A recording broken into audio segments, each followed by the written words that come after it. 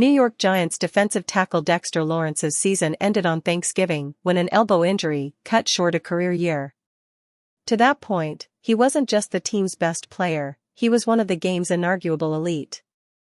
Every week he headlined a New York defense that dealt with injuries and inconsistencies at edge rusher and cornerback, and every week the pass rush did enough because of Lawrence's impact in the middle of the defense line.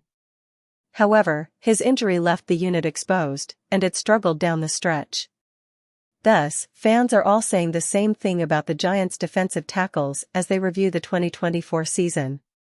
Lawrence needs more help. Not for his sake, though. In just 12 games, Lawrence set career-high marks in sacks, 9, and tackles for loss, 8, further entrenching himself as the best pass-rushing nose tackle on the face of the planet.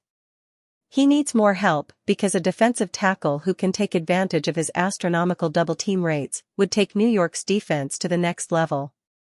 The 2024 season saw several players attempt to take on that role, but few found any semblance of success.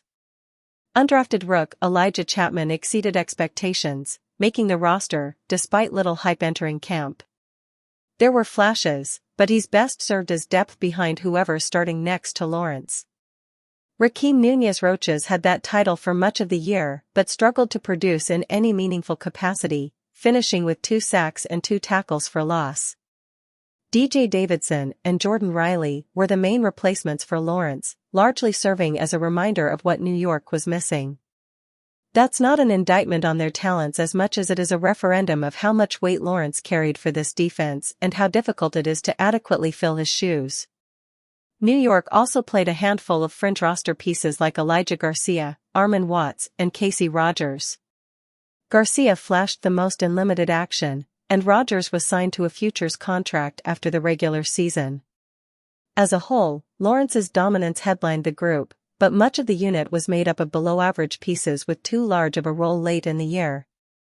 Expect the Giants to address the position in some capacity during the offseason.